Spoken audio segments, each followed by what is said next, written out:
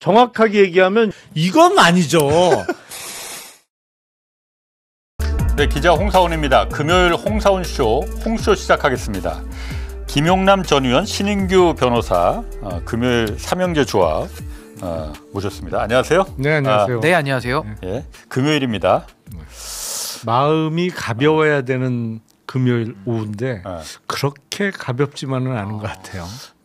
왜 안 가요? 오늘 그 사건 때문에? 아니 일단 서울구치소에서 헛탕을 쳤고 누드 사건이죠. 누드 사건. 그리고 19금 딱지 안 붙여도 되나? 누드 사건, 네, 누드죠, 누드.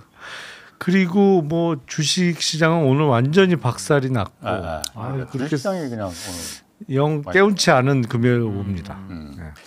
자, 깨운치 않은 금요일 오후 첫 번째 주제 이겁니다.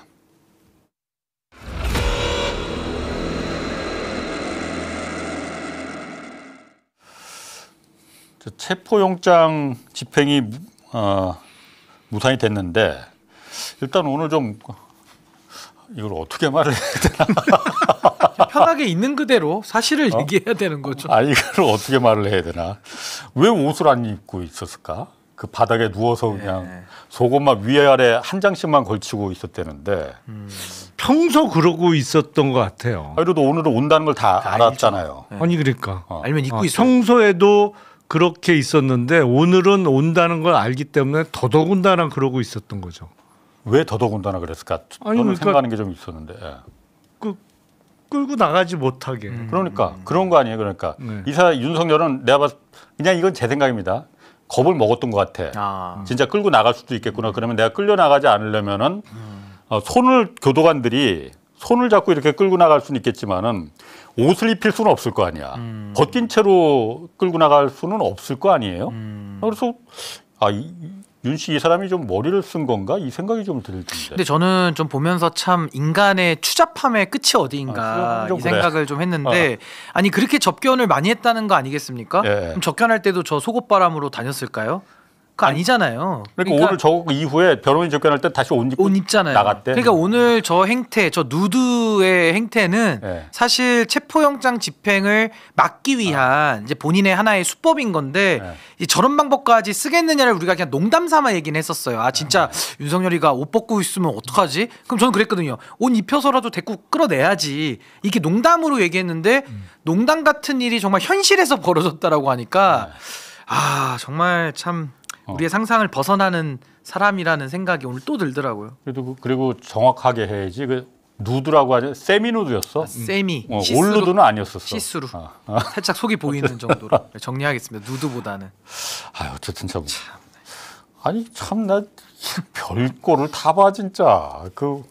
대통령을 지냈다는 사람. 기상천외하죠. 웃어야 하는 건지 참네. 아니 다음에 2차 집행을 하러 갈 때는 준비물이 하나 늘었어요. 준비물. 어떤? 아니 왜냐하면 벗고 있는데 이거 옷 입히는 거는 더군다나 저항하는 사람한테 옷 입히기는 엄청 힘들어요. 그럼. 그래서 그 큰 이불보 있잖아요. 거기에 가운데 구멍을 이만하게 뚫어서 그냥 이렇게 뒤집어 씌우고 목만 이렇게 나오게 하는 거예요. 쌀포대든 뭐든 뭐 그런 거로. 그런 걸 하나 준비해 갖고 가야 될 것 같아요. 그것도 아이디어네. 그러니까 이거 팔 끼우고 뭐 다리 끼우고 이거는 어렵지만 이렇게 제압을 한 다음에 이렇게 폭 뒤집어 씌우는데 요렇게 목은 나오게 하는 거지. 근데 이게 저는 웃을 일은 아닌데 참 헛웃음이 나오는 게 이게 지금 법 집행을 막는 하나의 방법으로 나온 거잖아요. 그러면 앞으로 어떤 수용자들도 강제 수사를 회피하기 위해서 옷 벗고 있다거나 이런 식으로 속옷만 입고 있으면 그럼 법 집행이 안 되는가? 전 역으로 묻고 싶은 거예요. 다 그래도 할 것 같거든요. 아니 옷 벗는다고 해가지고 체포를 안 하진 않잖아요. 하죠. 하잖아요. 근데 이번에는 이제 아마 특검이나 또 이제 구치소 관계자들도 그래도 일국의 대통령을 지낸 사람이 이러기까지 하겠냐 하고 매우 당황했을 것 같아요. 그래서 아마 오늘은 전 실패한 것 같은데 저는 정말 대한민국의 법이라는 것이 힘센 자 그리고 대통령을 지냈다라는 이유만으로 저렇게 속옷바람으로 있다는 이유로 영장 집행이 안 되는 이런 일은 전 두 번 다시 있어서는 안 된다. 반드시 다음번에는 꼭 끌어와야 된다. 그렇게 봅니다. 가끔 이제 마약 중독이 된 사람이 마약 상태에서 올 네이키드 상태로 길을 막 활보하는 경우가 있어요. 그러면 이제 그 데리고 가야 되잖아요. 위험하기도 하고. 그러면 빨가벗고 있다고 그러면 현행범이나 뭐 체포 안 하냐? 해요. 더 할 필요가 크죠. 하는데 대신 그리고 뭘 이렇게 둘러싸지. 둘러싸서 일단은 데리고 가죠. 다음에 그걸 준비해야 된다니까요, 진짜. 윤식이 변호인 쪽에서는 인신모욕의 장을 만들었다라고 했는데 아니 이게 본인이 스스로 자초한 거지. 아니 무슨 본인이 벗고 있었지. 아니, 그러니까 누가 벗겼어요? 무슨 말도 안 되는 소리. 벗겼어야 모욕이 들지. 자기가 스스로 셀프 지금 누드를 하고 있는데. 그러니까 간다는 거 뻔히 다 지금 공표 고지가 돼 있는 상태인데 거기서 혼자 벗고 있었는데 그걸 모욕의 장을 스스로 만드는 거 아닌가? 이게 아니 그리고 사람이 갔으면 벗었다가도 입으면 그만인데 안 입은 거잖아요. 바닥에 누워 있었다는 거예요. 그러니까 누워서 배째 그리고 이러고 있었던 누웠던 게 그 레슬링 경기하듯이 그 뒤집히지 않으려고 빠떼로 딱 그 땅에 붙어 있잖아요. 오늘 딱 그 속옷 차림으로 땅바닥에 붙어 있었다는 게 팩트니까 굉장히 참담합니다, 정말. 예, 사실 저희가 이 조롱과 비난은 좀 이제 구분은 돼야 되는데 이게 사실 이게 조롱을 안 할래 안 할 수가 없네 이 상황이. 이 자체가 조롱거리죠. 스스로가. 하는 짓이 그렇잖아요. 제가 조롱하는 거 별로 안 좋아합니다. 솔직히 그런데 안 할래 안 할 수가 없네. 이거 아니 오늘 체포영장 집행된다고 뻔히 알면서 그걸 갖다가 아는 상태에서 위아래 한 장씩만 걸치고 바닥에 아니 차라리 옷 입고 이게 상황극인데 옷 입고 막 결연하게 해가지고 막 힘으로 있잖아요. 힘으로 막 버티고 이랬다고 해서 만약에 무산이 됐다 그러면은 아니 그래 다음번에 한 번 더 이렇게 해서 한번 또 힘 빼고 해서 해야 되겠다라고 하나라도 그냥 넘어갈 수 있는데 야 속옷 바람으로 겁먹어서 그런 거야. 아까 제가 말했듯이 제 생각에는 겁을 먹었어. 그래서 옷을 입고 있으면은 끌려 나갈 수도 있다. 그럼 내가 옷을 입히지 않겠지. 이렇게 생각했던 거 아닌가? 그러니까 옷 입히긴 정말 어렵죠. 어렵죠. 네, 저항하는 사람 옷 입히기는 힘들어요. 그리고 옷 입히는 건 좀 그렇지 않나? 올해 그렇지 않나 이거는 지금 어떻게 담요에 말아갖고 데리고 나오는 수밖에 없어요 이제. 자, 그 특검에서는 그래서 김건희 특검에서는 체포영장 기간 지금 7일까지잖아요. 아직 여유가 있어요. 그래서 다음에 다시 한 강제군 시도하는데 이번에는 물리력을 쓰겠다. 옷을 입히겠다는 건지 이건 참 이거. 아니 딱 그거예요. 이렇게 저항하면 수갑 채워서 수갑 뒤로 채우면 어떻게 이건 못 하잖아요. 팔은 못 쓰잖아요. 그리고 딱 뒤집어 씌우는 거지. 그래서 데리고 나온다. 참. 이게 그 교도관들이 이번에도 그러니까 특검보하고 수사관들이 이제 밖에서 그 독방 밖에서 있었고 교도관들이 들어가서 좀 설득을 한 20-30분 간격으로 4차례 이제 설득을 했다는 거예요. 이 특검이 가서 수사관들이나 특검이 가서 이렇게 집행할 수 있는 방법은 없는 거예요. 그거는 안 되죠. 뭔가 그러니까 지금은 안 된다고 하는데 뭐가 이게 규정을 바꾼다거나 예를 들어서 법무부에서 뭔가 내규를 바꾼다거나 이럴 수 방법은 없을까라는 생각이 좀 들어갔고. 아니 일단 그 수용 기간 내에 수용자의 신변 관리는 교도관의 책무기 때문에 그거를 만약에 바꾸려면 그거는 어떤 내부 지침 갖고는 안 되고 형 집행법을 뭐 법으로 정해져 있는 거예요. 그게? 그럼 법을 바꿔야 된다. 근데 그 한 사람 때문에 법을 바꾼다는 것도 코미디 아니에요? 교도관이 해야지. 법 바꾸는 것보다 옷 입혀서 꺼내는 게 훨씬 더 빠르고 간편한 방법 같습니다. 자, 오늘 독방에서 이제 세미누드로 거기서 있긴 하면서 자꾸 아프다고 해요. 그러니까 이 목적은 보석인 것 같은데 뭐 석 달째 안과 시술을 지금 못 받아서 실명 위험이다. 뭐 심장혈관, 자율신경계 손상으로 체온 조절 문제. 난 저건 무슨 말인지 모르겠는데 체온 조절 문제가 있고 하여튼 여러 가지 하여튼 온갖 군데 아프대. 이러면 이게 목적은 보석이겠죠, 저게. 그렇죠. 나 빨리 병원 보내달라. 아니 그런데 지금 구속된 지 석 달이 안 됐잖아요. 그렇지. 석 달째 안과 시술을 못 받았다는 얘기는 불구속 상태에서도 안과 안 갔다는 얘기잖아요. 그러니까 구속되기 전에도 안 갔던 사람이 갑자기 구속되니까 꼭 가야 돼. 물론 지금 주장하고 있는 저 병명이 이 주사를 맞아야 된대요. 근데 그거는 뭐 수술은 아니고 그 안구 쪽에다가 주사를 맞는 모양이던데 그거는 필요하면 뭐 서울구치소 의무과에 의사가 있는데 굳이 안과 전문의한테 시술을 받아야 된다고 주장을 하면 그 외출 나갔다 오면 돼요. 가면 되지. 하루 갔다 오면 돼요. 그러니까 본인이 꼭 필요하다고 하면 그거는 외출을 허가받아서 나갔다 오면 되거든. 교도관하고 같이. 못 나가게 하는 것도 아니잖아요. 그렇죠. 그리고 주장하는 저 질환이 다 만성 질환이야. 그렇잖아요. 아니 그 당뇨가 뭐 하루 이틀에 갑자기 악화되냐고. 그리고 제가 보기엔 앞으로 수감 기간이 길어지면 길어질수록 건강 상태는 좋아질 거예요. 그리고 저거 이제 체온 조절 문제도 좀 의아한 게 뭐예요, 저게? 만약에 뭐 추위를 많이 타는 체온이다라고 하면 오늘 옷 벗고 있었던 게 설명이 안 되는 거고 만약 더위를 많이 타는 체온 조절의 문제라고 하면은 오히려 특검 사무실 가면은 더 안정되거든요, 사실은. 에어컨도 있고 빵빵하니까. 그러니까 저것도 체온 조절 문제라는 것도 뭐 어떤 쪽, 그러니까 체온이 낮아져서 문제라는 건지 높아져서 문제인 건지도 모르겠지만 저걸 가지고서 지금 특검에 조사받으러 가는 걸 거부하는 것 자체가 그러니까 말이 안 맞아요. 말이 안 맞습니다. 궁금한 거는 예를 들어서 저 사람이 지금 저 윤 씨가 저렇게 지금 말하는 거는 자꾸 아프다고 하는 거는 보석이 목적일 텐데 지금 이렇게 수사 거부하고 재판도 지금 거부하는 거잖아요. 수사 안 나가고 있죠. 이러면은 이게 보석을 결정하는데도 이게 이런 거는 영향을 안 미칩니까? 미칩니까 그냥? 이른바 일반적인 보석이 아니고 병보석을 목적으로 하는 거잖아요.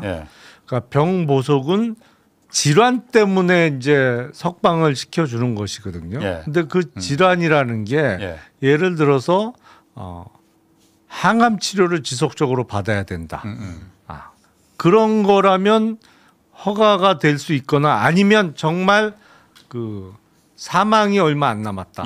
워낙 위독해서 그러면 막판에 이제 병보석으로 나가는 경우 아니면 형 집행정지로 나가거나 병보석으로 나가거나 두 가지 방법이 있는 건데 그러니까 이렇게 수사나 뭐 재판 땡깡 부리고 안 나가고 이러는 게 그러니까 병보석을 결정하는데 어떤 그 영향을 주느냐 저 같으면 괘씸해서 판사가 근데 원칙적으로는 병보석은 질환 때문에 이제 구속 상태를 유지할 수 없는 질병 상태로 나가는 것이니까 그럼 별개의 문제라 이거죠. 출석을 안 하는 건 별개의 문제죠. 그 구치소 의료과장은 별 문제 없다는 거예요. 그러니까 의사는 문제 없다고 그래요. 그러니까 의사잖아요. 그러니까 어제 민주당에서 구치소를 직접 방문했잖아요. 진짜인지 아닌지 그 얘기 한번 좀 들어보시죠. 건강적인 모든 그 진술을 들어볼 때 주관적인 거나 그런 것까지 다 알 수는 없기 때문에 뭐 통증을 호소하는 경우가 있을 수는 있지만 그게 어느 정도 아픈지는 알 수는 없으나 통상 이 정도는 되겠거니라고 생각을 할 수는 있습니다. 그게 이제 의사의 경험이니까요. 근데 그런 걸로 봤을 때 지금 뭐 어떤 조사라든지 뭐 그런 거에 뭐 재판에 가고 이런 거에 있어서 큰 문제점은 없어 보이기는 합니다. 뭐 병 문제뿐만이 아니고 지금 그 어제 구치소 그 방문 조사한 민주당 의원들 말에 따르면 전현 의원이 오늘 그 얘기도 하더라고요. 그러니까 굉장히 특혜를 받고 있다. 일단 변호인 접견실이 아닌 공무상 접견실 이게 따로 있나 보죠. 여기서 하고 있다. 좀 특실 같은 데서. 그리고 저녁 뭐 밤 9시 40분까지도 접견을 하고 주말에도 접견을 하더라. 이거는 특혜입니까 아닙니까? 특혜죠. 저거는 확실히 서울구치소 쪽에 문제가 있어요. 그러니까 변호인 접견을 막을 수는 없어요. 하지만 그 공무상 접견실이라는 게 그 가끔 그 출장 조사 가는 경우가 있어요. 그때 검사가 그러면 그 특히 수감되어 있는 사람이 참고인일 경우에 그럴 때 나가서 조사하는 경우가 있거든요. 그럴 때 쓰는 공간 아니면 그래서 요새는 어떨지 그렇죠. 요새는 어떨지 모르겠는데 과거에 이른바 특별 면회라는 거, 장소 변경 접견을 할 때 거기는 칸막이나 이런 게 없어요. 물론 변호인 접견실에도 칸막이는 없지만 변호인 접견실은 대단히 작죠. 협소해요 공간이. 변호인 한 사람, 피의자 한 사람 들어갈 정도의 공간. 밖에 안 되는데 그 방금 얘기한 장소는 좀 넓어요. 6-7명이 앉아도 이렇게 넉넉할 정도로 예. 좀 공간이 널찍하거든요. 예. 근데 거기를 지금 전세 내놓고 쓰고 있다는 거잖아요. 예. 그리고 하루 종일 있다는 네, 거예요. 변호인 접견도 5시면 끝이에요. 오후 5시면. 예. 근데 밤까지. 밤 9시 40분까지 저 공무상 접견실을 쓴다는 거는 완전히 특혜죠. 목적은 에어컨일 것 같고. 네. 이걸 그냥 그럼 구치소장이 그럼 결정하는 거예요? 그러니까 이제 구치소장의 허가 하에 이제 가능한 일일 네. 텐데 이제 서울구치소장에 대해서도 의구심이 계속 제기되어 왔잖아요. 그렇지. 이분이 뭐 예. 수원구치소장 하다가 이제 사실은 그 파면 그 내란 정리하는 과정 속에 탄핵 국면에서 이제 서울구치소장으로 영전을 해온 사람인데 예. 뭐 어제 민주당이 가서 그 질의응답하는 장면을 봐도 상당히 좀 모호하고 뭐 이게 좀 정리가 좀 안 된 느낌이 좀 많이 들 뿐만 아니라 지금 내용으로 나온 것들은 접견의 횟수나 시간도 너무 많지만 예. 뭐 거기까지는 우리가 양해한다 하더라도 무슨 지금 밤 9시까지 접견을 허용하고 또 뭐 주말에도 해주고 또 내지는 방도 저렇게 널찍한 방을 내주고 한다라는 거는 예. 누가 봐도 이거 명백한 특혜이기 때문에 전 서울구치소장에 대해서는 전 좀 직무감찰도 좀 해봐야 되지 않을까. 뭔가 좀 의심이 되는 면이 있어 보입니다. 제가 볼 때는. 그러니까 본인도 어저께 그 말을 그 민주당 의원이 물어보니까는 그 말을 하던데 오얏나무 밑에서 뭐 갓근 뭐좀 매지 말고 뭐 이런 얘기. 그러니까 지금 이 민감한 시기에 모든 눈이 다 지금 지켜보고 있는 상태에서 이런 왜 굳이 이 사람한테 이런 특혜를 왜 주느냐라는 부분에서 의심을 받고 있는 거잖아요. 지금 서울구치소장이 금년 2월에 발령이 난 사람이에요. 예. 그러니까 탄핵 윤석열 직전에. 파면 탄핵 직전에. 전에 예. 난 사람이에요. 내란 알박기 인사가 맞죠. 그러니까 예. 사실은 지난 정부의 발령을 받고 서울구치소장을 온 사람이에요. 예. 그 서울구치소장 보내면서 뭐라고 그랬겠어요. 금년 2월은 예. 윤석열이 구속되어 있을 때요. 예. 그러니까 3월 7일 구속 취소 결정으로 3월 8일 날 석방됐으니까 2월에는 서울구치소에 1차 구속이 되어 있을 때 예. 서울구치소장 발령 내면서 야 거기 가서 네가 잘 모셔. 예. 뭐 이런 취지로 발령 내지 않았겠어요? 그러니까 지금 그런 의심을 다 보고 있는 상태에서 저렇게 저런 특혜를 대놓고 해주고 있으니 명백한 특혜죠. 명백한 특혜. 그 간이 배 밖으로 나온 건지 그 오히려 더 엄격한 그 적용을 해도 시원찮을 판일 것 같은데 무슨 생각을 갖고 있는 건지 모르겠어요. 그래서 저는 이제 저런 특혜와 맞물려서 당시에 이제 헌재 나갈 때도 막 헤어드라이기 쓰고 막 그랬었잖아요. 그때는 예. 뭐 널리 양해해서 뭐 경호처가 옆에 있고 하다 보니까 뭐 탄핵전이라 파면전이라 넘어갔다고 치지만 지금은 그것도 아니잖아요. 그러니까. 전직 예. 대통령이고 예우가 없기 때문에 거기에 대해서 지금 이런 그 소위 말해서 체포영장 발부 내지는 그 전에로 가면은 구속된 상태에서도 구인을 하는 게 마땅한데 구치소장이 자꾸 이렇게 머뭇거리면서 그렇지. 지금까지도 이 강제 수사가 안 이뤄졌기 때문에 맞아요. 전 이런 특혜와 연관지어 본다면은 오히려 좀 서울구치소장이 지금 이 발목을 잡고 있는 형국이라 전 반드시 정성호 법무부 장관이 뭔가 좀 조치는 취해야 될 것 같다. 알아는 봐야 될 것 같아요. 제가 볼 때. 당연하죠. 아니, 구치소장이 교도관들한테 끌어내라. 그럼 하는 명령을 거죠. 내려야 되는 그럼 거예요. 하는 거죠. 근데 구치소장이 그걸 머뭇머뭇거리니까 이런 특혜와 연관지어 보면 사실 그 업무 지시도 상당히 좀 말랑말랑하게 했을 그러니까 가능성도 어제 많다. 민주당 의원들한테 답하는 것도 구치소장이 할 수 없다라는 뉘앙스로 말을 하거든요. 자꾸. 그럼 할 수 없으면 그 자리에 있으면 안 되는 거지. 그렇죠. 네. 네. 자, 특검 소식으로 좀 넘어가 보면은 이상민 전 장관은 나 조마조마했었는데 조마조마했었어 정말. 밤에 나왔죠. 근데 어쨌든 우리가 자꾸 이렇게 중앙지법 그 영장 전담 재판부에 대해서 의심을 자꾸 하고 이렇게 자꾸 꼬집어 주니까 난 영장 나왔다고 난 믿고 싶어요. 아니, 그런 측면이 분명히 있어요. 판사들이 좀 쫄아 이런 거 많이. 판사들이 딴 건물라도 네. 그러니까 여론에 네. 언론에 신경은 써요. 그게 왜냐하면 딴 사람들은 이게 사법부의 독립이 참 동전의 양면 같은 건데 사법부의 독립 확실히 있어요. 네. 타 국가기관의 어떠한 간섭도 받지 않고 간섭을 시도할 수도 없어요. 예. 난리가 나니까. 그렇지. 그래서 어떤 국가기관의 눈치도 안 보는 건 맞아요. 근데 다만 그 여론 특히 왜냐하면 그건 자기 사는 게 불편해. 동네 와서 막 이렇게. 아니 뭐 그리고 자기도 그렇지만 자기의 그 애들. 그렇죠. 특히 애들. 쟤네 아빠 뭐 하는지 아는데. 알죠. 그냥 판사인가 보다 그랬는데 어느 날 갑자기 이제 언론에 자꾸 이름이 등장하고 사진도 뜨고 지탄을 받기 시작해. 내란 쪽 판사로 분류가 되면 곤란하죠. 그러면 그건 본인이 사는 게 피곤하거든. 그래서 그런 건 신경을 많이 써요. 그러니까 사실은 우리가 자꾸 이렇게 얘기하고 이게 견제 기능이 확실히 있어요. 이거 어떤 국가기관도 할 수 없는 견제 기능이 됩니다. 그게 언론의 기능이라고 저는 생각해요. 저는 사실 지난번에 김기한 해병대 사령관이 그 영장 기각된 게 모해 위증 관련해서 제일 충격적이었어. 충격이죠. 너무너무 충격적이었고 이 사람들은 가만두면 안 된다. 네 명이 다 그러는 건 아닐지 몰라도 그 생각이 들더라고요. 아니 죄 자체가 위증이잖아요. 위증이고 하면 증거를 인멸할 우려가 큰 사람인데 그 제목으로 온 그것도 모해 위증인데 야 그거 영장을 기각한다는 거는 정말 이해하기가 어렵다. 실제로 모함을 한 거 아니에요. 그렇죠. 박정환 너 한번 그 자체가 가봐라. 혐의인 거거든요. 모해 위증 자체가. 근데 계속 감시 감독을 해야 됩니다. 그러니까 이상민 그런데 이번에 그 구속영장에서 그 부분이 저는 빠진 게 좀 우려스러워요. 그러니까 삼청도 안가 회동 있잖아요. 거기 전부 5명이 모인 거잖아. 4+1이잖아요. 나중에 한정화 비서관이 이제 추가로 이제 밝혀진 거고 이 부분에 대해서는 영장에 적시가 안 됐는데 이게 영장에 적시를 안 한 이유를 특검에서는 이거는 내란 계엄 이후에 벌어진 사건이라서 범죄 사실에 포함되지 않는다. 이 얘기를 했거든요.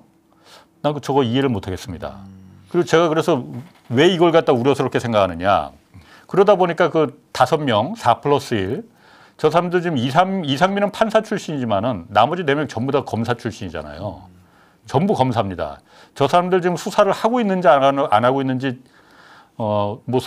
뒤에서는 지금 물밑에서 하고 있는지 모르겠으나 일단 아무 소식이 안 들리거든요. 혹여라도 그러니까 검사라고 자기네 식구라고 그냥 얘네들은 봐주자 이렇게 넘어가려는 거 아닌지 그러리라고는 전 생각하진 않아요. 근데 저게 왜 내란과 관련이 없다는 건지 그 특검보의 발표를 동의할 수가 없는 게 내란 이후에 또 2차, 3차 내란에 대한 혐의도 수사는 해봐야 되는 것이고 또 하나는 그게 아니더라도 내란이 12월 3일에 밤에 있었잖아요. 그렇죠. 그 이후에 법률적으로 이걸 정리해 나가면서 어떤 증거를 인멸하거나 범행을 은폐하는 이런 식의 회의로 의심되는 건 너무나도 자명하기 때문에 당연히 수사를 해봐야 되는 거죠. 저 사람들은 저 5명은 4명은 특히 그냥 그게 아니고 연말 송년 모임이라고 했잖아요. 그거 완전 말도 안 되는 거짓말이잖아요.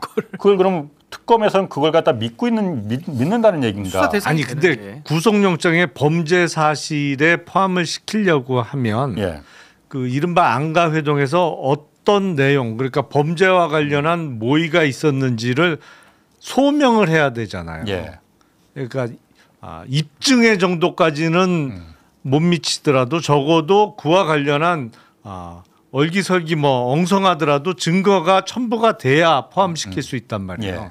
근데 사실은 그 자리에 누가 녹음을 한 녹취 파일이 있는 것도 아니고 그리고 저 5명 중에 누구 하나가 사실은 우리가 그래서 2차 계엄은 어떻게 하고 이거를 어떻게 나중에 구속 기간을 시간으로 계산해서 이렇게 석방하는 거 이런 모의를 했습니다라고 얘기하지 않는 한 증거 확보가 어렵죠. 사실은. 그러니까 그런 면에서 저걸 갖다가 일단 구속영장에서 제외시켰다면 그건 이해가 가요, 제가. 근데 박정 특검보는 그걸 말한 게 증거가 없어서가 아니고 내란 이후에 벌어진 사건이라 범죄 사실에 포함되지 않는다. 이렇게 표현을 했거든요. 아니 그러니까 그게 좀 이상하다.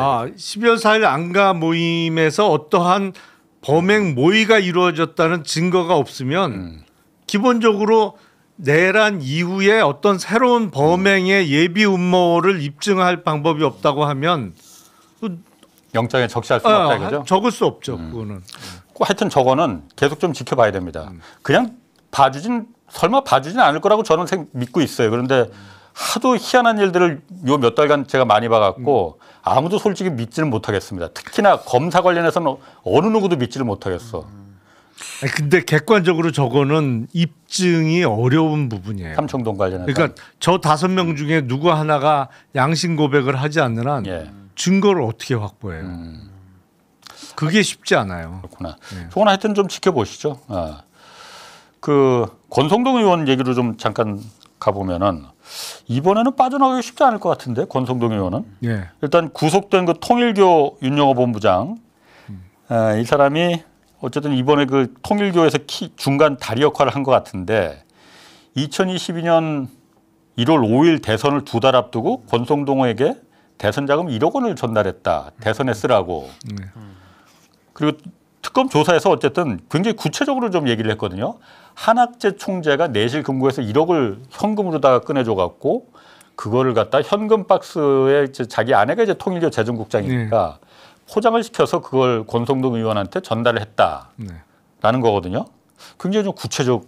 그렇죠. 그리고 제가 보기에는 그 아내가 사진도 찍어놨다는 거야. 아내가 그걸 갖다 현금법 자기 휴대폰에 찍어갖고 그걸 저장한 걸 특검이 확보를 했다는 거예요. 그게 명백한 증거다. 그렇죠. 근데 표현이 대선 자금이라고 봤습니다만 그게 이제 예를 들어서 윤석열 내지는 윤석열 캠프에서 쓰라고 준 돈 같지는 않고 권성동 의원 쓰라고 준 돈이라고 보는 게 오히려 객관적이겠죠. 왜냐하면 대선 자금 1억은 뭐 장난해요. 액수가 너무 작아요. 그러니까 물론 대선 때 권성동 의원이 그때 캠프 좌장 역할을 하고 있었으니까 뭐 캠프 운영비나 아니면 뭐 하여튼 쓰라고 보태서 쓰라고 선거 운동하는데 쓰라고 준 돈이라면 정치자금법 위반이 맞겠죠. 그런데 저 정도 증거 있고 준 사람 진술이 있으면 저 정도면은 영장이 나올 만하죠. 근데 저기 이제 혐의도 이제 정치자금법 위반은 거의 뭐 피하기는 불가능에 가깝고요. 저게 이제 돈이 오고 갔기 때문에 결국 저게 이제 수사가 확대가 되면 이제 뇌물로도 볼 수가 있어서 이제 거기까지도 열어놓고 아마 수사가 돼야 될 것 같고 과연 금전 거래가 저 1억밖에 없었겠느냐. 아마 이제 통일교와 그 지난한 여러 가지 사연들 속에서는 아마 권성동 의원을 창구의 하나로 봤던 것 같아요. 그러니까 여러 창구들 중에 하나. 그러면서 이제 돈을 주면서 관리하고 서로 이제 이권들을 주고받을 가능성이 높기 때문에 이제 권성동 의원은 이 수사에 망해서 좀 빠져나가기가 이제 너무 어려워졌다. 다음 차례로 저는 국민의힘에서 누가 먼저 지금 제일 구속될까 가장 궁금한데 아마 거의 일빠따로 들어갈 가능성이 매우 높아 보인다라는 생각이 듭니다. 일단 권성동 의원은 펄쩍펄쩍 뛰어 아니라고 그리고 통일교하고 뭐 전혀 관련도 없다 자신은라고 하는데 일단 저기 현금으로다가 전달된 거잖아요. 현찰로. 그런 경우 어쨌든 뭐 이게 계좌이체나 흔적이 남아 있는 건 아니고 이런 경우에도 뭐 어떤 정치자금법 위반이나 뇌물로 그게 입증이 될 수가 있나요? 아니 원래 뇌물을 계좌로 주는 뇌물은 없어요. 다 현찰로 주고 남들 안 볼 때 주지. 계좌로 주면 안 받지. 계좌로 주는 뇌물은 없죠. 다 들키게 누가 그렇게 하겠습니까? 그럼 다 현찰로 주죠. 저런 상황이나 정황이 뚜렷하면 그건 뇌물이다 이렇게 그러니까 결국 이제 진술의 신빙성이니까 여러 가지 증언들이 나오잖아요. 그 증언을 가지고서도 판사가 증거로 쓸 수 있기 때문에 저 부분은 지금 매우 구체적이고 저기 이제 신빙성이 높고 또 거기다 이제 앞으로 또 어떤 추가 증거들이 더 나올지는 우리가 열어놓고 봐야 되기 때문에 저는 상당히 지금 권성동 의원은 좀 어려운 처지가 돼버렸다. 근데 윤영호 본부장이 이제 구속이 됐잖아요. 저분은 이제 입을 열어야 본인이 사는 거예요. 그러니까 이해관계가 이제 권성동 의원하고 깨졌죠. 죄수의 딜레마처럼 더 이제 소상하게 본인이 아는 진실을 얘기할 가능성은 매우 높아졌다. 전 그렇게 봅니다. 그러니까 저런 사건 수사는 이제 줬다는 사람은 진술을 하고 있잖아요. 그러면 조서를 상당히 상세하게 봤습니다. 예를 들어서 어디에 담아 줬느냐. 저거는 뭐 사진이 있으니까 명백하죠. 그러면 그 상자를 뭐 어느 봉투에 넣느냐, 끈으로 묶었느냐, 그래서 어디에서 만나서 어떻게 줬느냐 하고 그 전에 보면 그 몇 억 정도의 돈을 그 우리 시장에서 쓰는 검은색 비닐봉투 있잖아요. 뭐 이런 데 담아서 줬다 이런 경우도 있어요. 그러면 실제로 그 돈 무게를 담아 봅니다. 거기다. 그래서 이게 비닐이 안 찢어지는지 뭐 들어가는지 이런 걸 해봐요. 실제로 해보고 그래서 그 진술상 해보니까 안 돼. 그러면 그 진술은 깨지는 거예요. 안 들어가. 예를 들어서 뭐 어떤 박스에 얼마를 담아서 줬다. 뭐 5만 원권이든 만 원권 얼마를 담아서 줬다라고 준 사람은 진술을 하는데 실제로 담아 보니까 안 담겨. 그러면 그 진술이 깨지는 거예요. 그래서 상당히 자세히 조사를 해야 돼요. 저런 사건은. 아까 잠깐 말씀하시기로 어쨌든 저게 그 통일교에서 정치 자금, 대선 자금으로 다 1억이 너무 작다라는 거잖아요. 그러니까 통상 얘기하는 대선 자금은 통상에? 아니고 그냥 당신 쓰셔. 대선 관리 자금. 관리 자금. 어쨌든 그런데 윤영호 본부장은 저걸 갖다 분명히 특검에다가는 대선 캠프에 윤석열한테 전달하라고 이제 그 줬다고 진술을 했는데 저게 그럼 윤석열 그 대선 캠프까지 갔느냐 아니면 중간에 배달 사고가 나서 먹었느냐 이것도 중요한 거잖아요. 그렇죠. 나 그게 좀 궁금해. 예를 들어서 권성동 의원 같은 경우에 그냥 1억을 받아서 단순 전달자 역할만 했어. 그래도 죄가 됩니까? 그럼요. 그럼요. 정치자금법 위반의 공범이죠. 다. 예. 그럼 중간에 배달 사고를 일으켰어. 그냥 자기가 먹었어. 슈킹을 했다. 그럼 어떤 게 죄가 더 큽니까? 그럼 비슷비슷한가? 그냥 죄질로 봐서는 뭐 단순 전달보다는 자기가 받아서 쓴 게 조금 더 죄책이 무겁다고 봐야겠죠. 그 과실을 자기가 최종적으로 먹은 거니까. 이것도 그러니까 어쨌든 끝까지 갔느냐 대선 캠프까지 윤석열 저거는 어쨌든 불법이잖아요. 신고되지 않은 그럼요. 대선 자금이잖아요. 수사해야죠. 그럼 저거는 분명히 밝혀내지기가 그렇게 어렵지 않을 것 같은데 왜냐하면 통일교에서도 회계장부 같은 거 1억이나 되는 돈이 나갔는데 그냥 아무리 금고에서 꺼냈다고 해도 그게 다 적혀 있지 않을까? 아니 그리고 저는 뭐 비자금이니까 뭐 장부는 안 쓸 수는 있지만 저는 윤영호 씨가 이런 걸 예상 못했을까요? 물론 본인이 범행을 저지른다는 범위를 가지고 할 때 물론 이제 통일교가 시켜서 하는 거지만 그냥 주면은 본인이 보호를 못 받잖아요. 그러니까 저는 거기에 대해서는 안전장치로 뭐 찍어도 놓고 저런 다이어리 뭐 이런 거 그 그렇죠. 뭐 저런 것들을 저는 많이 남겨놨을 걸로. 그러니까 저것만 지금 드러난 증거뿐만 아니라 전 더 많이 확보를 해놨을 가능성 높고 그리고 가장 확보하기 좋은 거는 만났을 때 녹음기 같은 거 켜놓고 만날 수도 있어요. 그러니까 어떤 더 증거들이 나올지는 모르겠는데 저는 확실히 좀 뭘 남겨놨을 가능성 매우 높고 그렇다라고 하면은 사실 권성동 의원 입장에서 훨씬 더 불리해지는 거죠. 범죄를 더 의심받으니까요. 그 전에 모 재벌 기업 그 이른바 비밀 금고에서 그 비자금 쓴 게 이제 비자금 모아놓은 거죠. 모아놓은 거가 발견된 적이 있는데 그게 벌써 오래됐거든요. 20년은 조금 덜 됐는데 그때 보니까 한 50억 들어있더라고. 금고에? 아니 그러니까 통일교는 사실 통일그룹으로 봐도 그렇지. 틀린 얘기가 아니잖아요. 웬만한 재벌 그룹보다 자산 규모가 더 큰데 헌금만 얼마가 들어오겠어요? 1억 정도는 뭐 그렇게 넣었다 뺐다 할 때마다 뭐 이렇게 장부에 적을 만한 수준은 아니죠. 1억인데? 아니 꼭 홍 기자님 수준에서 생각하면 안 돼요. 난 세상이 다 나 중심으로 돌아가는 줄 알고. 다 똑같지 않아요. 그 권성동 의원은 그런데 저것뿐만 아니라 여러 가지로 좀 하여튼 계속 걸려. 너무 많죠 지금. 이 그 한학자 총재 그 해외 원정 도박 그때 경찰 수사를 갖다 미리 알려준 거 있잖아요. 누가 알려줬다고 그랬잖아. 그때 윤영호가 저 얘기를 했었거든요. 그래서 자기 지인하고 이제 얘기를 하면서 수사 정보를 윤핵관이 미리 알려줘서 이것도 한학자 총재한테 보고를 했다. 그래서 결국 저수 안 됐잖아요. 제대로 안 됐죠.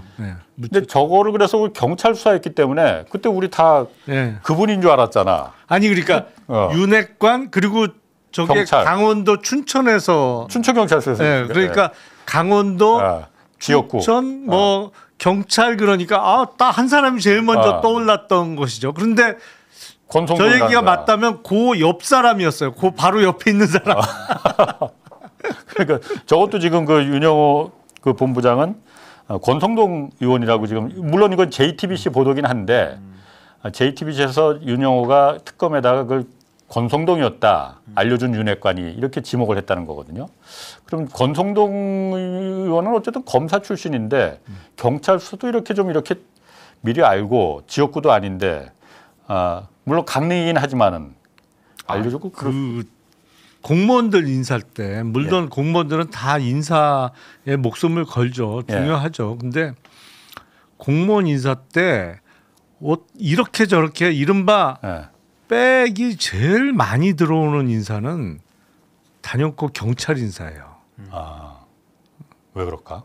아니 그러니까 그게 직급 정년도 있어서 예를 들어서 총경을 했는데 뭐 그게 몇 년이라 몇 년 안에 승진을 못 경무관 승진 못하면 그냥 옷 벗고 나가야 되잖아요. 군인도 마찬가지고. 군인도 마찬가지고. 예.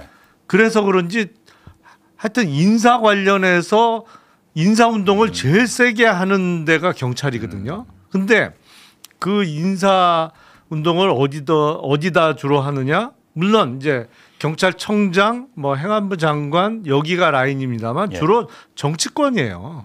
정치권을 상대로 행안위원장을 통해서 뭐 또 부탁을 한다든지 이런 게 제일 흔한 경로인데 윤핵관 권력의 실세라고 소문나면 저런 인사청탁이 무지하게 많이 들어오죠. 근데 자기가 뭘 들어줬어.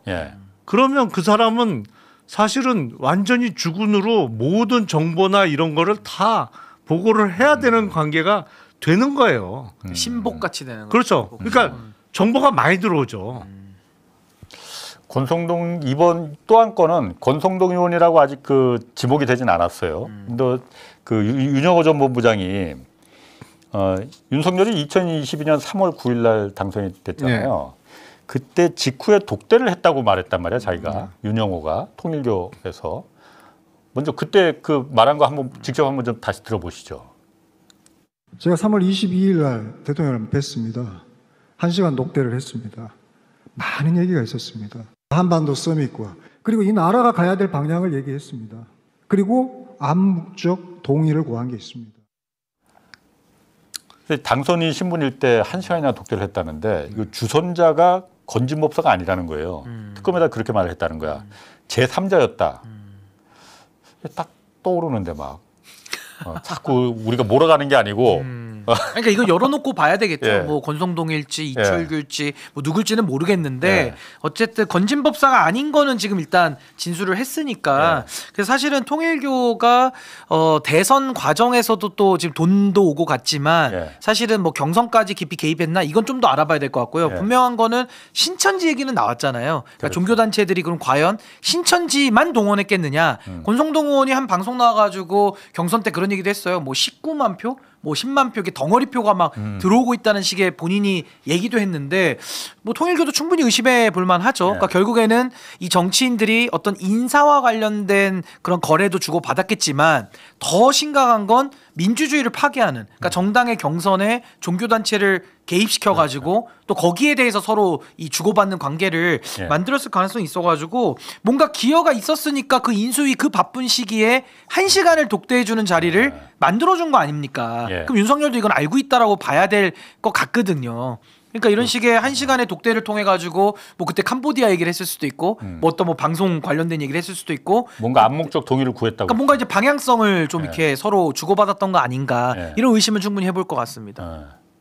그러니까 이게 그 권성동 의원 얘기가 자꾸 나오는 게 어쨌든 윤영호가 또 하여튼 건진법사고 중국집에서 중식당에서 밥을 같이 먹었다는 거 아니에요? 그때 YTN하고 뭐 캄보디아 개발 얘기 오고 청탁을 하는 걸 김건희한테 직접 전화를 하더라 이걸 들었다는 거 아니야? 건진이 김건희한테 전화하는 걸. 그 자리에 같이 있었다는 게 또 권성동하고 윤한홍이 같이 있었다. 이게 그 다이어리 메모. 윤영호의 다이어리 메모에 이게 적혀 있었다는 거거든요. 하여튼 계속 하여튼 권성동 의원이 자주 나와요. 그래서 제가 그 얘기 한번 한 적이 있는데 혹시 닭띠 아니냐? 꼭 껴. 괜찮았어. 오늘 괜찮았어 그거. 썸네일 제목으로 뽑아야 되나 이거? 알고 보니 닭띠. 진짜 닭띠면 웃기겠네요. 띠는 모르겠지만. 그거 한번 밖에서 확인 좀 해봐 주세요. 닭띠 아니에요. 닭띠 아니야? 자, 오늘 명태균도 지금 명태균은 사실 그런데 어젠가 그제 하여튼 뭐 특검에 이제 출석하면서 뭐 기자회견이 아니라 앞에서 좀 한마디 하고 그랬잖아요. 좀 그렇더라고. 강혜경 씨가 그러니까 사적인 얘기를 그렇죠. 본인의 악감정을 그냥 풀어낸 거예요. 그래서 그건 별로 신경 쓸 필요 없을 것 같고. 나 이 사람은 정말 인성의 문제인 것 같아. 자기가 무슨 민주운동하다 지금 잡혀 들어간 거로 착각을 하고 있는 것 같다는 생각. 명태균 씨 같은 사람은 확실히 대중의 관심을 먹고 자라는 부류 같아요. 그러니까 본인이 항상 그 스팟라이트를 받아야 돼. 그래서 마이크도 자기한테 막 이렇게 모여져야 되고 뭐 이런 거야. 지금 신난 것 같아요. 근데 상황 파악을 좀 객관적으로 해야 되는데 그건 안 되고 말씀하신 대로 본인이 무슨 독립운동하다가 지금 출석하는 그런 것처럼 행동하잖아요. 이 사람이 어쨌든 윤석열이랑 괴물을 탄생시킨 거나 마찬가지잖아요. 그 일조한 건 맞죠. 그렇게 지금 우리가 의심을 하고 있는 거 아니에요? 정확하게 말하면 김종인 위원장이 데뷔를 시켜줘서 이준석의 깐부죠. 깐부, 그렇지. 정치 깐부. 그래서 이제 뭐 대통령 만들기로 김종인, 명태균이 이준석을 차기 대통령 만들겠다 해서 개헌해서 내리겠다 윤석열을 뭐 이런 계획까지도 뭐 세웠을 가능성이 매우 높죠. 이준석이라는 어떻게 보면 젊은 정치인 한번 키워보겠다 이러면서 이제 당 대표부터 뭐 더 앞서서는 오세훈 시장, 서울시장 선거부터 지금 명태균 관련된 이슈들이 계속 누적적으로 지금 나오고 있는 상황이잖아요. 그러면 명태균은 정당을 갖다가 사유화하고 본인 마음대로 자기 이권을 다 빼간 사람 아닙니까? 그렇다면 이 범죄 조직, 범죄 집단, 정치인들이 소속된 여기에 거의 대장격인 거예요. 명태균은 다 자기 수하에 있었던 거 아닙니까? 근데 이게 지금 드러나고 있는데 뭐 잘했다고 지금 자기가 나와가지고 뭐 강혜경 씨를 비난하고 또 뭐 마치 자기가 어떤 의로운 일을 지금 하는 것처럼 셀프 포장을 하니까 국민들은 지켜보면서 아니 당신이 제일 새까만 게 많이 묻어 있는데 좀 염치라도 좀 있어야 되지 않겠냐 이런 비판이 나올 수밖에 없는 거고 이제 와서 그림이 딱 그려지는 게 뭐냐면요. 오늘 그 명태균 씨가 특검 나오면서 이런 얘기를 해요. 강남구청장 그 공천 관련해서도 지금 문제가 많거든요. 2022년도 이게 6월에 있었던 조성명 씨 공천된 사안인데 컷오프로 배제된 사람이 그것도 부자래요. 컷오프로 배제된 사람이 그 당의 선거구에 전략 공천을 받는단 말이에요. 누가 봐도 이상하잖아요. 근데 이런 일까지 있는데 이거를 갖다가 오세훈 시장 출정식에 권성동이 와가지고 뭐 권성동이 내가 공천 준 거야라는 얘기를 뭐 다 들었다. 그러니까 이런 식으로 권성동 책임으로 또 강남구청장 사건을 몰아가던데 저는 딱 보니까 윤석열과 김건희가 부부인데 하나가 아니라 둘이 각각의 영토가 있는 거거든요. 그럼 윤석열 밑에는 소위 말하는 빅4 윤핵관이 있는 거예요. 권성동, 장제원, 이철규 등등. 그리고 김건희 밑에는 김종인, 이준석, 명태균이 있었던 거예요. 서로 경쟁하면서 권력 투쟁을 한 게 이제 본질인데 강남구청장도 딱 놓고서는 명태균 씨가 오늘 무슨 의도인지는 모르겠지만 그거 권성동이 한 거라는 식으로 약간 이렇게 또 몰아가더라고요. 그래서 참 제가 볼 때는 강남구청장의 진실도 한번 좀 밝혀볼 필요가 있겠다. 이게 지금 현직 구청장이라서 좀 수사가 저는 반드시 더 필요해 보입니다. 그건 지금까지 있었던 세간의 소문과는 완전히 다른 내용인데. 어떤 내용이요? 아니 강남구청장 공천을 그때 권성동 의원이 자기가 공천 준 거다 이렇게 얘기를 그러니까 그 얘기를 들었다고 명태균 씨가 했다는 취지로 명태균 씨가 주장하는 거잖아요. 그러니까 저는 이것도 약간 시선 돌리기 같아요. 이분 아니에요? 그건 아닌데. 어쨌든 그 명태균 씨는 뭔가 매우 지금 착각을 하고 있는 것 같아. 큰 착각. 본인이 저게 의도된 그야말로 그 제스처인지 아니면은 정말 자기가 인지 부조화 상태에서 그렇게 내가 지금 뭔가 큰일을 나라를 위해서 큰일을 한 사람이야. 이렇게 지금 착각을 하고 있는 건지 정신 빨리 차려야 될 것 같아요. 그리고 몇몇 국민들은 그렇게 또 생각하는 사람도 있긴 있어요. 나 그게 참 진짜 아이러니인 것 같아. 근데 언론을 가지고 좀 활용하는 기술은 매우 뛰어난 것 같아요. 그러니까 언론을 가지고 노는 거죠. 막 기자들한테도 본인이 막 그냥 기선제압을 하면서 막 화도 내고 최근까지도 그래요. 그러니까 이런 태도들은 상당히 좀 국민들 앞에 뻔뻔한 거 아닌가 생각이 듭니다. 자, 그리고 반클리프 목걸이 이게 어쨌든 이게 본질은 아닌데 그렇죠. 좀 혹하긴 해. 그러니까 어쨌든 저게 목걸이가 햄이 계속 바뀌어야 하여튼 간에. 네, 그러니까 안에서 그러니까 윤석열 김건희 쪽 이 변호인단들이 서로 좀 말이라도 좀 맞추고 좀 하든가. 말이 제각각 다 들려 지금.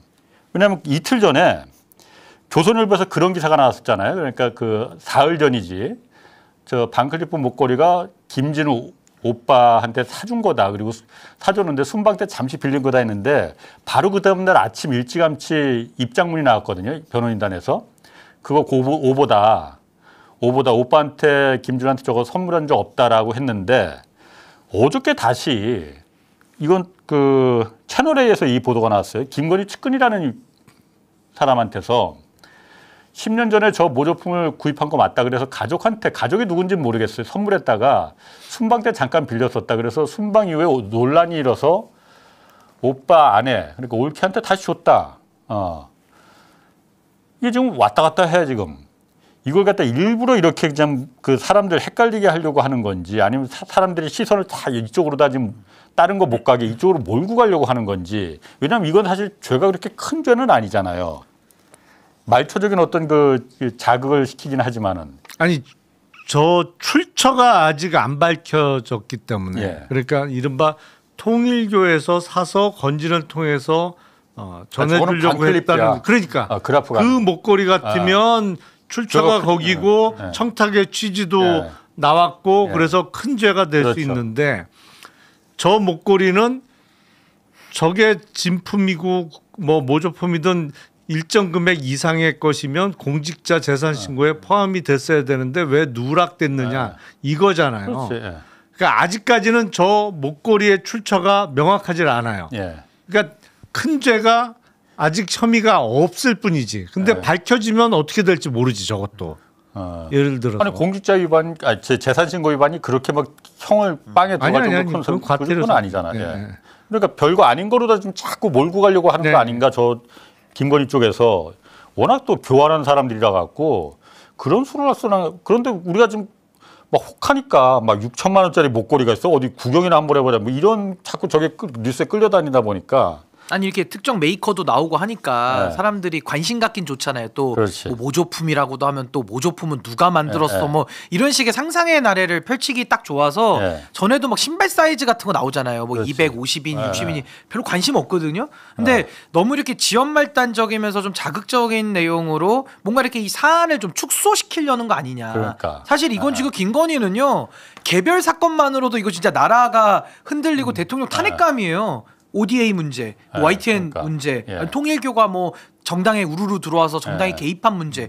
그러니까 저는 좀 더 본질적으로 이건 좀 접근을 더 해야 되는데 한국 언론이 좀 너무 이렇게 좀 뭐랄까요 번개불에 콩고 먹듯이 이쪽에 막 이렇게 가가지고 좀 이렇게 작업을 하는 거 아닌가 이런 생각도 좀 들고요. 그냥 그 와중에 저 브랜드만 대박 났어요.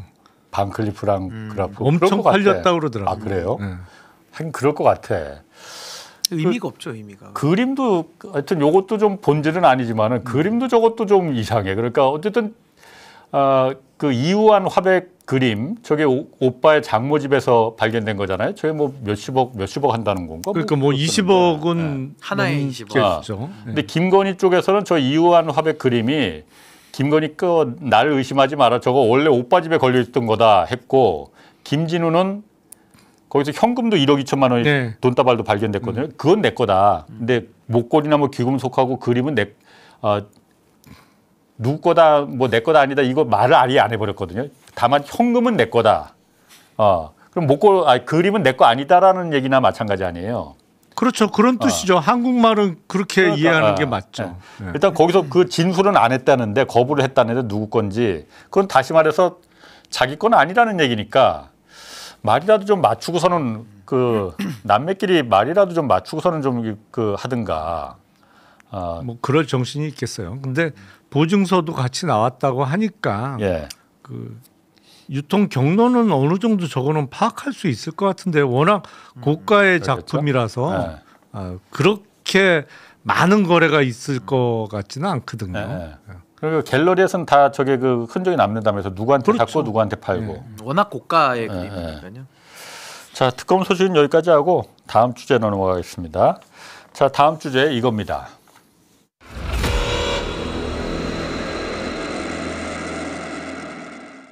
혹시 윤석열 대통령에 대해서 뭐 지금 뭐 당 전당대회 기간이든 이후든 간에 면회를 혹시 갈 생각 있으신지? 저는 당대표가 된다면 당의 대표로서 적절한 시점에 면회가 허용된다면 저는 면회를 가겠습니다. 아니, 어디까지 망가지려고 그런 거예요? 저기는. 하나 좀 해석 좀 해주죠. 어떻게 해석을 해야 돼요? 당 대표 될 사람들이잖아요. 후보라고 나온 사람들이잖아요. 지금 그 장동혁 의원은 받고 김문수 의원도 지금 본다고 해요. 이번 주 일요일인가 뭐 간다는 거죠. 네.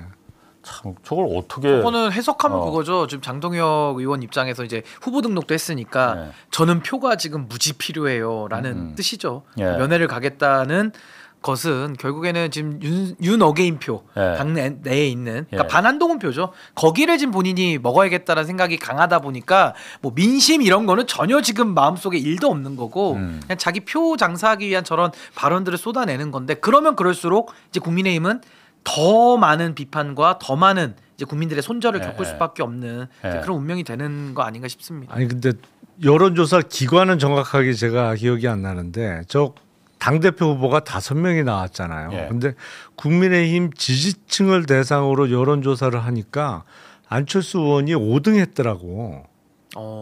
지지도에서. 그래요? 당원들한테 인기가 그러니까 있나 보네. 4등이 주진우야. 그래서 주진우한테도 밀렸어? 그래서 그럴 수가 있나? 난 도대체 여론조사 결과를 보고도 굴욕인데. 그러니까요. 근데 굴욕이 아니라 너무 정상이라 그래요. 저 당은 비정상일수록 1등이 순위가 높아요. 5등이면 좋아해야 돼 사실은. 떨어지겠지만 물론. 근데 그 여론조사대로라면 한 명은 탈락하잖아요. 컷오프 당하잖아요. 5대 5. 그러면 안철수 의원이 만약에 정말 주진우 의원한테도 밀려서 컷오프 당하고 4시에 하는데 지금 여론조사 순위라면 결선에 김문수 장동혁이 올라가는 구도란 말이에요. 예. 난리라는 거지. 그러니까 친윤과 덧친윤의 대결이 되는 거잖아요. 이제 그 김앤장이잖아요. 김앤장. 김문수 대 김앤장. 김앤장. 결선은 김앤장. 누가 이겨도 어차피 망조가 된 거죠. 근데 장동혁 의원은 한때 친한동계였잖아요. 했어요, 그러니까 그때 최고. 그때 최고위원 중에서 한동계여갖고. 제일 잘 나갔죠 그때. 근데 어쩌다가 왜 저렇게 된 거예요? 그러니까 뭐 명분상으로는 탄핵에 대한 이견 때문에 갈라섰다고는 하는데 결국에는 한동훈 쪽에서는 또 장동혁 의원 배신자로 보거든요. 또 근데 전체에서는 또 한동훈 의원을 배신자로 보니까 배신 더하기 배신은 또 플러스가 되는 거예요. 지금 그렇게 되는 거야? 그만 귀순용사예요. 장동혁 의원은 한동훈을 치고 또 왔다 이거거든요. 거기다가 김문수 후보랑 비했을 때는 좀 젊잖아요. 젊고 김문수 후보는 말 들어보면 맨날 표현도 두루뭉술하고 뭐 여러 가지 이런데 뭔 말하는지를 본인이 몰라요. 근데 장동혁 의원은 그래도 뭐 이렇게 말 듣다 보면은 대화 정도는 되니까 당원들이 주어와 수어가 명확하다. 주술 일치는 맞으니까 그래서 그나마 지금 조금 띄우는 것 같은데 아마 결선 가도 전 김문수 후보가 된다고 봐요. 구간이 명관이고 김문수를 이기기는 어려울 것 같습니다. 제가 볼 때는. 근데 어쨌든 제일 처음 컷오프가 저분이 되면은 그러면 정말 국힘은 일말의 회생 가능성도 없는 그럼 거예요. 저는 더더욱 그거 지지합니다. 안철수 후보가 5등으로 장렬하게 떨어져가지고 본인이 가장 그나마 정상이다라는 평가를 받으면 정말 재밌을 것 같아요. 그러니까 저 최고위원 선거도 지금 보니까 재밌더라고요. 오늘 거긴 더 난리예요. 오늘 그래도 4명인가를 날렸어요. 최고위원 예선에서 뭐 김소연, 류여혜 다 날라갔던데. 그러니까 김태호 한 명은 살아남았더라고. 김태호는 넣어줬고 두 분은 이름 모르는 사람이고 아는 사람 중에는 김소연, 류여혜 둘은 날렸더라고요. 아니 그럼 15명 중에 4명 날리고 11명 중에 어차피 3명은 또 컷오프 돼야 되잖아요. 그렇죠. 8명이죠. 8명이 이제 치르는 거니까. 그중에 여성은 이제 4자리 중에 한 자리는 여성이 또 가는 걸로 돼 있고. 솔직히 그 전당대회나 뭐 이쪽 경선은 이쪽이 더 재밌는 있더라고요. 나는. 아니 그 욕하면서 보는 막장 드라마. 아니 대통령 출신이 지금 빤스만 입고 지금 배를 깔아 눕고 있는 정당이. 런닝도 입었대. 런닝 입었어요? 메리아스. 메리아스. 그 재밌죠. 재밌죠 이게. 그러니까. 미치겠어. 내일 민주당 전당대회인데 여기는 그 어떻게 생각하세요? 그러니까 예상을 정청래 박찬대 두 후보 지금 나와 있잖아요. 네. 어떻게 예상하세요? 확실히 대중성은 정청래 후보가 높은 그렇죠. 것 같아요. 그런데 이제 그 국민의힘 쪽에는 없는 대의원 투표가 민주당에는 있잖아요.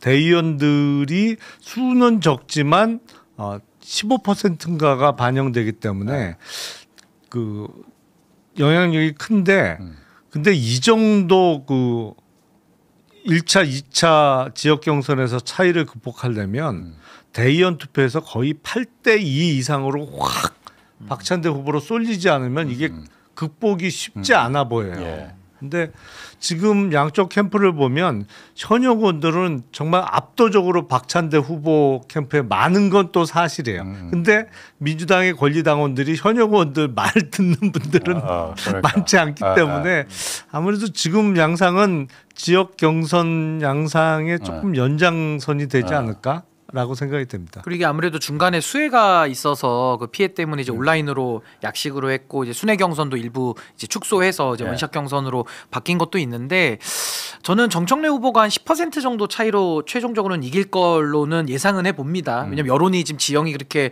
돌아가는 걸로 보여지고 다만 이제 박찬대 후보가 조금 더 후발주자로서 좀 더 선명하게 더 방향성을 가지고 치열하게 더 했더라면 하는 좀 아쉬움이 남는 그런 선거가 될 것 같고 뭐 그래도 일단은 다 끝까지 열어보기 전에는 예상은 좀 어려우니까 아마 또 어느 정도 결과를 좀 기다려봐야 되지 않을까 싶습니다.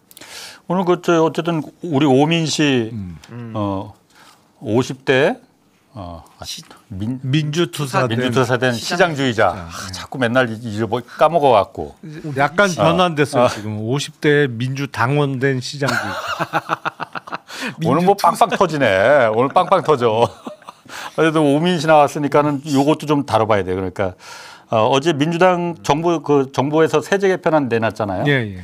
거기서 민주당 내에서 하여튼 논란이 있었던 게 그 배당소득 분리과세 요 부분하고 이제 대주주 양도소득세 부과 기준이었는데 대주주 양도소득세 부과 기준은 그렇게 크게 논란은 이것도 논란이 있었나? 놀랐어요. 논란 많이 했었어요. 그러니까 50억 내에서 50억에서 10억으로 낮추는 거 이게 이제 사실은 그 전에 10억이었다 50억으로 올랐다가 다시 10억으로 낮추겠다는 건데 이것도 논란 셉니다. 오늘 주식시장이 뭐 이른바 박살이 났기 때문에 여론이 안 좋아요. 그러니까 지금. 대통령실에서도 지금 속보로다가 오늘 그래요? 코스피 급락한 게 그 세제 개편 보도 후라고 이거 봐야 되는지 면밀히 분석해야 된다 인과관계를 세제 개편 보도 후라고 보기는 어렵다 뭐 이렇게 얘기는 했는데 어쨌든 이 부분은 좀 세제 개편은 어떻게 좀 이 부분은 어떻게 좀 그 판단하세요?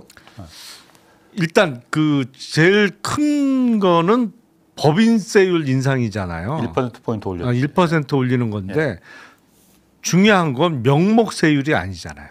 그렇지. 실효세율이 중요하지. 실제로 얼마 내느냐. 실제로 얼마 내느냐. 근데 대기업일수록 실제로 세금을 적게 나거든요. 예. 그러니까 실효세율이 낮은 거지. 뭐 이것저것 투자 많이 한다고 해서 세액공제 받고 그렇죠. 고용 많이 한 데서 세액공제 받고 온갖 군데서 다 많이 받습니다. 뭐 투자세액공제, R&D, 그 투자세액공제 뭐 이런저런 세액공제를 받아서 삼성전자 같은 경우에 실효세율이 과연 얼마냐? 한때 14%까지 떨어진 적이 10% 초반이라고 보는 게 맞는 것 같아요. 예. 10% 초반. 그러니까. 예.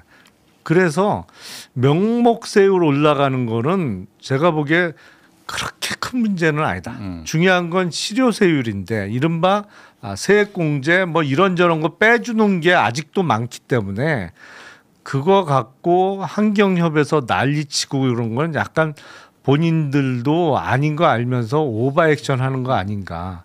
저는 그러니까 이 세액공제 이걸 들여다봐야 된다고 생각해요. 사실은 그게 더 중요해요. 실제로 얼마 내는지가 중요하지 명목세율이 뭐 중요해요. 세액공제라는 그냥 국민들이 세금으로 일종의 보조금이거든요. 대기업들, 중소기업들 이거 생각도 못합니다.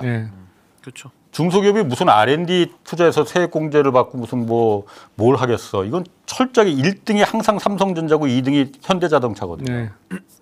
그러니까 중소기업은 진짜 R&D 했는데 잘 인정도 안 해줘요 또. 그리고 세액공제하는 신청하는 방법도 몰라 중소기업은. 어떤 그러니까 이 명목세율이 문제가 아니고 이거 1%포인트 올렸다는 게 문제가 아니고 세액공제가 이게 정말 제대로 진짜 해줄 만한데 세금을 깎아주고 있는 거냐. 우리 세금 한쪽에 세금을 깎아주면 분명히 다른 데서 세금을 더 걷어야 되는 겁니다. 이거는 누구한테 걷겠어. 우리 주머니에서 나가는 거잖아요. 그렇죠.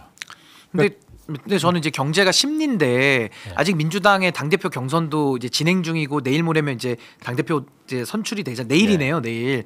그러면 저는 이게 아까 대통령실에서는 인과관계를 더 면밀히 분석은 해야 된다고는 합니다만은 그래도 저는 이번에 민주당에서 이 발표한 여러 방안들에 대해서 시장이 반응은 하고 있는 거거든요. 좀 부정적으로. 그러니까 그동안에 코스피 5천에 대해 가지고 기대도 많이 있었고 여러 가지 주식 시장을 살리고 오히려 부동산 시장을 더 안정화시키는 이런 정책적 방향으로 가고 있었는데 갑자기 또 이런 식의 세제 변경이 나오다 보니까 시장이 좀 먼저 반응하는 이런 부분 저는 그래서 지금 이게 가장 급한 일일까 조금 더 코리안 디스카운트를 더 제거하고 주식시장으로부터 정부의 정책들이 더 이렇게 녹여들 때까지는 좀 지켜보다가 하는 게 더 어땠을까라는 생각도 조금은 듭니다. 사실은 어제 저녁에 지금 민주당의 코스피 5천 특위위원장이 오기영 의원이에요.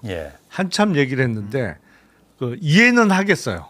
그 원래 배당소득 분리과세 민주당이 반대했던 내용이고 뭐 대주주 요건 완화도 반대했던 내용이고 근데 이거를 하는 것만 해도 엄청 힘든 일이다. 뭐 입장은 충분히 이해를 하겠어요. 근데 코스피 5천을 대선 전에부터 얘기를 했잖아요. 그리고 코스피 5천이란 얘기는 그냥 조금 변화를 도모해서 이룰 수 있는 지점이 아니란 말이에요. 완전히 우리 증시의 자본시장의 체질을 한번 바꿔야 찍을 수 있는 고지인데 그 일대 변혁을 하기 위해서는 배당소득 분리과세율 35%, 지방소득세까지 하면 38.5%인데 그거와 대주주 요건을 다시 10억으로 낮춰서 주식 양도세를 내게 하는 정도 해도 달성이 가능한 지점이냐?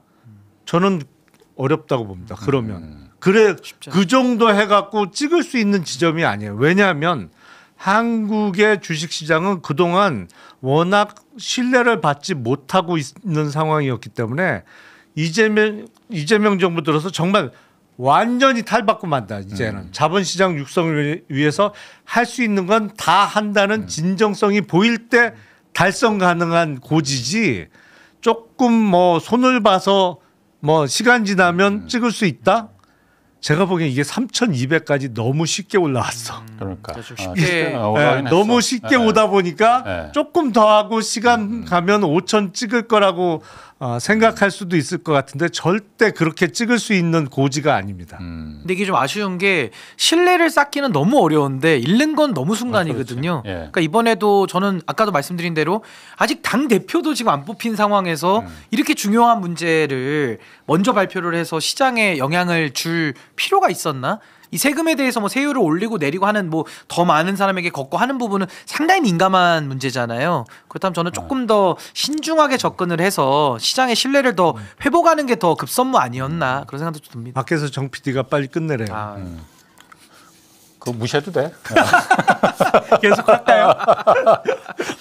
자, 오늘 신인규 변호사, 김용남 전 의원이었습니다. 고맙습니다. 네, 감사합니다.